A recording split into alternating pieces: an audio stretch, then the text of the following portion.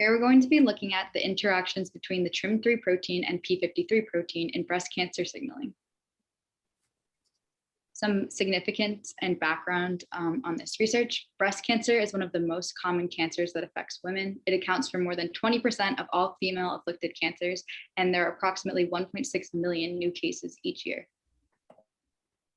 So before we get into the specific interactions between TRIM3 and P53, we have to give some background into what they are and what their respective roles are in the cell.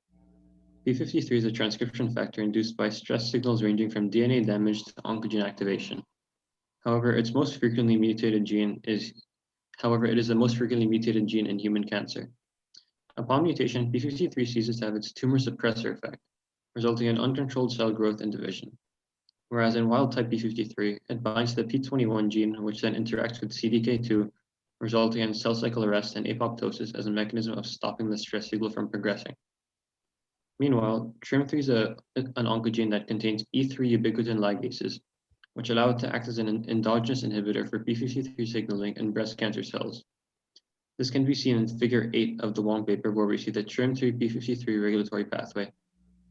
When TRIM3 associates with P53, then that promotes its degradation by poly-ubiquitinating it, i.e. breaking it down and stopping its ability to properly function as a tumor suppressor. The researchers incubated a line of cancers with siRNA that is antisense to the TRIM3 messenger RNA, which acts to silence the gene post-transcriptionally. The figure above consists of a series of Western blots performed to assess the interactions between P53 and the proteasome inhibitor MG132. Part A shows that TRIM3 depletion could increase P53 protein levels, indicated by the thicker bands in the SI-TRIM column, and this effect could be diminished via MG132. In the presence of MG132, the degradation effect of TRIM3 on P53 did not further increase P53 protein levels.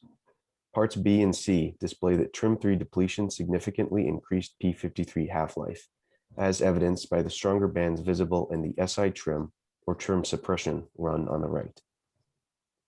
Another important conclusion that came from this paper was their data on TRIM3 in relation to cell apoptosis and cell cycle arrest in breast cancer cells.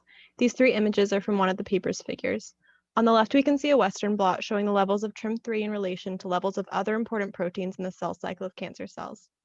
When TRIM3 is depleted, P53 levels are high and phosphorylated.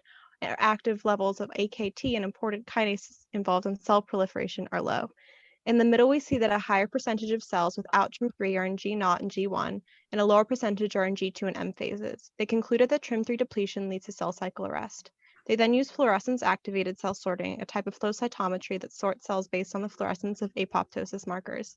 On the right, we can see the overall data from this process and that TRIM3 depletion leads to higher levels of apoptosis in cancer cells. Some highlights and important takeaways from this research. TRIM3 facilitates breast cancer cell growth and its depletion promotes apoptosis. The TRIM3 protein inhibits P53 protein and its signaling activity. This interaction between TRIM3 and the P53 protein promotes P53 K48-linked ubiquitination and degradation, and scientists are hopeful that this newly discovered P53 pathway with TRIM could be a promising target to treat P53 wild-type breast cancer.